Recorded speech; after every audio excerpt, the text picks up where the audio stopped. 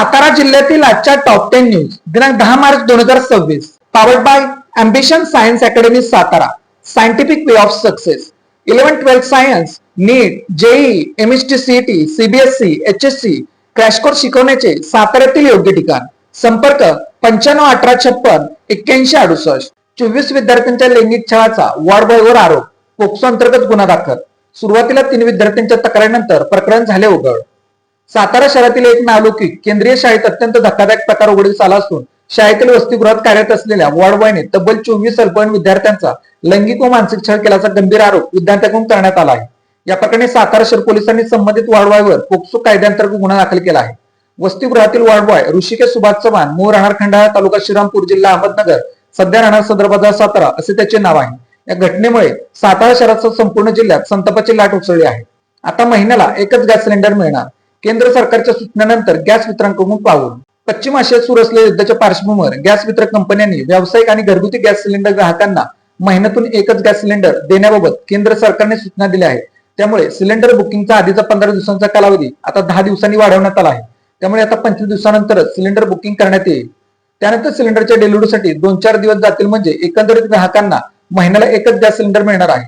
युद्धाच्या पार्श्वभूमीवर हा कालावधी वाढला असला तरी कोणत्याही पूर्वसूचनेशिवाय अचानक लागू झाल्याने काही ग्राहकांचा गोंधळ उडाला. साताऱ्यात आगडोंब, विषारी धुराने रस्ते गुदमरले, वाहनधारक त्रस्त, हेडलाईट लावून करावा लागला प्रवास. सातारा शहरात सोमवार दिनांक 9 मार्च रोजी नागरिकांना अक्षरशः आगडोंब पाहायला मिळाला.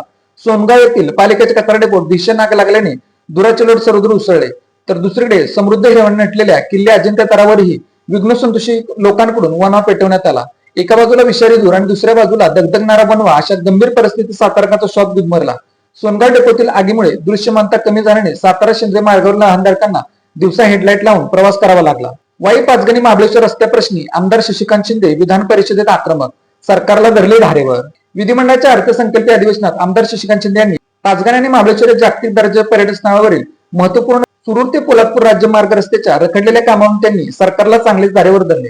पाचगणी आणि महाबळेश्वर परिसरात रस्त्यांचे काम गेल्या 1.5 वर्षांपासून रखडले आहे. त्यामुळे पर्यटन व्यवसाय पूर्णपणे ठप्प झाला आहे. सार्वजनिक बांधकाम विभागाने नेमलेला ठेकेदार नेमका सरकारचा जावई आहे का, असा संतप्त सवाल त्यांनी विचारला आहे.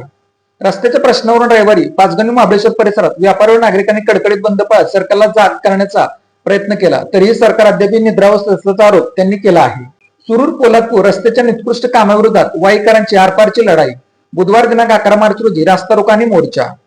गेल्या 1.5 वर्षांपासून कासोगोतीने सुरू असलेले सुरूर वाई रस्त्याचे काम आणि माई पांढरदेव मार्गाची दयनीय अवस्था यामुळे वाई शहरासह संपूर्ण तालुक्यातील नागरिकांची जगणे अक्षरशः असह्य झाले आहे.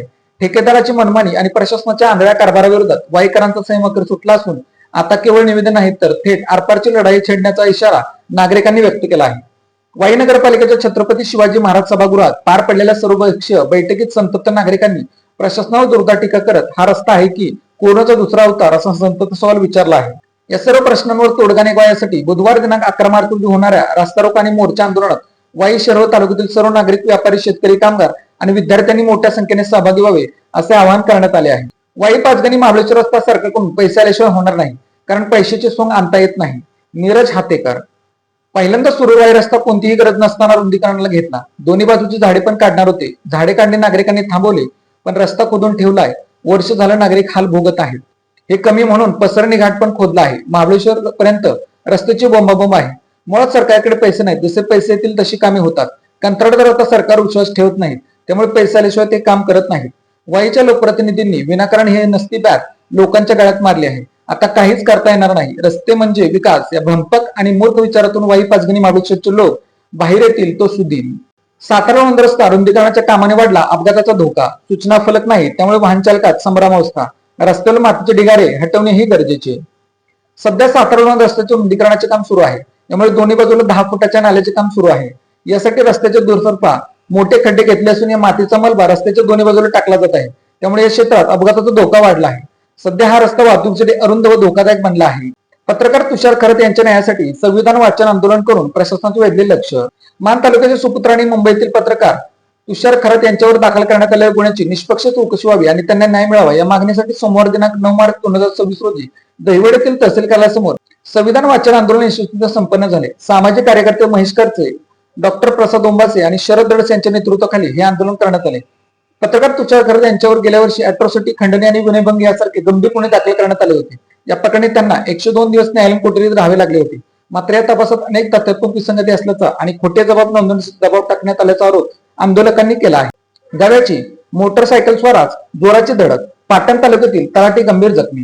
कोयना विभागातील कराडे सज्जातील शासकीय कामगार उरकून नवजा तालुका पाटण येथे घरी जात असताना ओझरडे धबधबा परिसरात धडक दिल्याने तलाठी अजय जाधव वय 30 हे गंभीर जखमी झाले आहेत. त्यांच्यावर हेळवाक प्राथमिक आरोग्य केंद्रात प्राथमिक उपचार केल्यानंतर अधिक उपचारासाठी कराडीतील कृष्णा रुग्णालयात दाखल करण्यात आले आहे. या घटनेमुळे परिसरात भीतीचे वातावरण निर्माण झाले आहे. कोरेगाव तालुक्यात चोरट्यांचा सुळसुळाट, चंचई पाठोपाठ किनी पेट किनीत 4 घरफोड्या, लाखोंचा ऐवज लंपास. कोरेगाव तालुक्यात चोरट्यांनी धुमाकूळ घातला असून ग्रामीण भागातील कायदा सुव्यवस्थेवर गंभीर प्रश्नचिन्ह निर्माण झाले आहे. चंचई गावातील घरफोडीची घटना ताजी असतानाच रविवारी मध्यरात्री चोरट्यांनी किनी आणि पेट किनी गावाकडे आपला मोर्चा वळत 4 घरे फोडली आणि लाखो रुपयांची रोकड दागिने लंपास केले. चिकोरात्रीत चंचरे गावात चोरट्यांनी चोरी करून पोलिसांना थेट आव्हान दिले होते. मात्र त्या घटनेनंतरही पोलिसांनी ग्रामीण भागात गस्त वाढवण्याची कोणतीही ठोस कारवाई झाली नसल्याचे ग्रामस्थांचे म्हणणे आहे. Made in Satara bags. Satara शहरातील महिलांनी बनवलेल्या उत्तम प्रकारच्या बॅग. संपर्क 9594 415 115. Lalit tailors. Look good feel good. शाळा, कॉलेज, विविध व्यवसाय या ठिकाणी लागणारे जॅकेट बनवून मिळवण्याचे योग्य ठिकाण पवई नाका, सातारा. अशाच बातम्यांसाठी जिल्हा सातारा या यूट्यूब चॅनेलला सबस्क्राईब करा.